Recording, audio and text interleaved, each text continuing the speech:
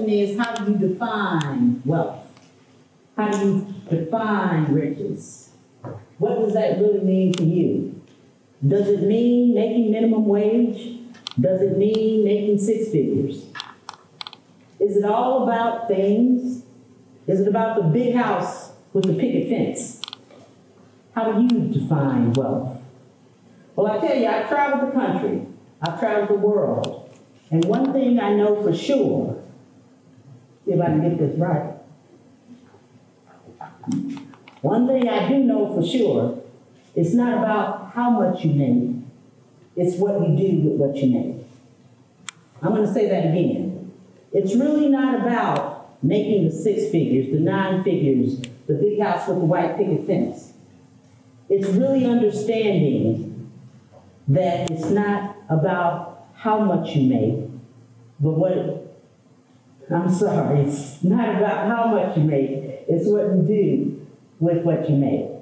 So, I'm going to share with you 3 things you need to know to define your level of wealth. 3 very simple things. The first thing is, you have to have a dream. Our TEDxers tonight did a phenomenal job of dropping some nuggets. And I guarantee you somebody's going to walk away from here tonight and they're going to redefine and recreate their wealth because they understood the opportunity of the words that were shared here tonight. So if you really want to be wealthy, trust me, you've got to start out with a dream. You have to want something. You have to be passionate about it. Our first TEDxer talked about a mastermind.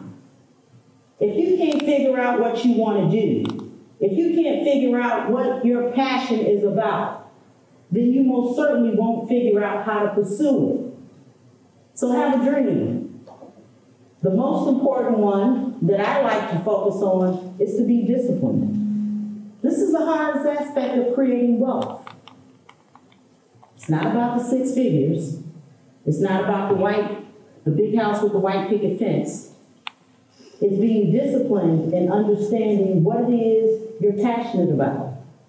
We're not in this universe alone. And I'm going to say that again. We're not in this universe alone, and you understand why I'm saying this. But you have to be disciplined. And the last thing, you have to be determined. You cannot allow systemic ills of institutions that, on command, allow you to be economically oppressed. If you buy into that, and that's what you're feeding your spirit, that is where you will stay. Our brother TEDxer gave some good information on what you feed your body. You've got to be able to recreate yourself in your thinking so that you can regenerate yourself, so that you can create wealth. And you have to be determined to do it. And you can't allow systemic ills. You go to the SBA to get a loan, you have to understand that if you weren't disciplined enough to do some of the things we're getting ready to talk about in a second, then the answer will be no, whether it's systemically or not. So you have to have a dream, you have to be disciplined, and you must be determined. Determined not to be like the Joneses, but defining your own level of wealth. So, let's keep it 100. This is a very, very simple task that I teach people all the time, all around the country, when I go around doing public speaking, so on and so forth. This is one nugget you can take with you, and I want you to understand, the way to manage money, the way to create wealth doesn't change, people change. We become all that and some. Our personalities. We don't want to clean up that empty lot next door. It's quicker and easier for us to move away because we have money in our pocket. But I want you to keep it 100, whether you're working with Oprah's 100 or you're working with Chiquita's or John John's 100. Because all we have is what we have. So here's the secret. You're not in this world alone. I'm a Christian. I believe in keeping things in order. So I'm going to do my 10%. If you're not a Christian, put it into the universe. There's a man standing on a corner who needs some help. There's a woman that's homeless that needs some help. Put it back into the universe. Understand what's given out comes back. Keep it in order.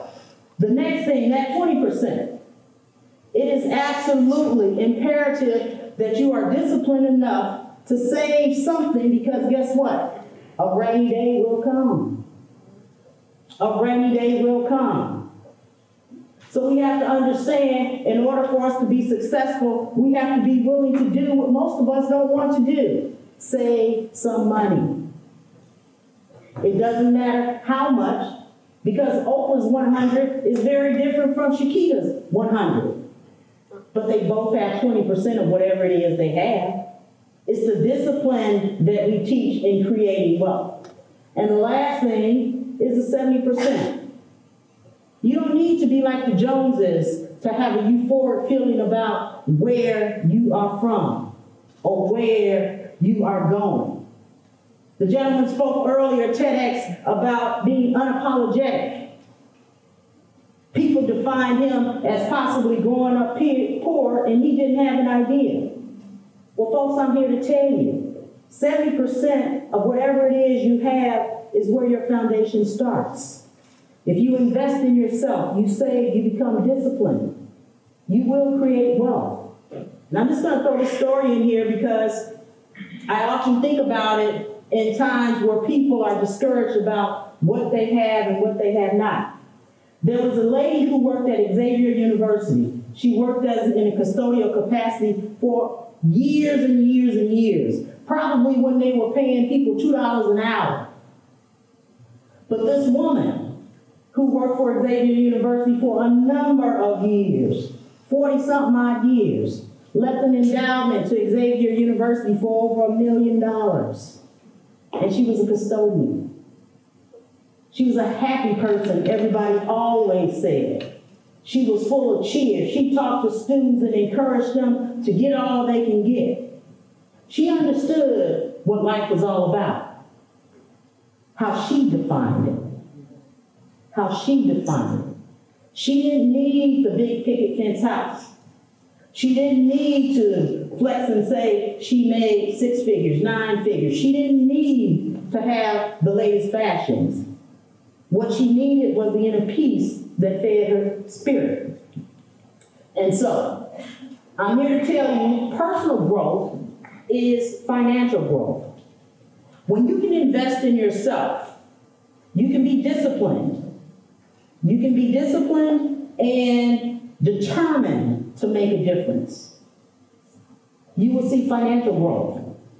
When you invest in the communities that you live in, we live in a community that's struggling with blight.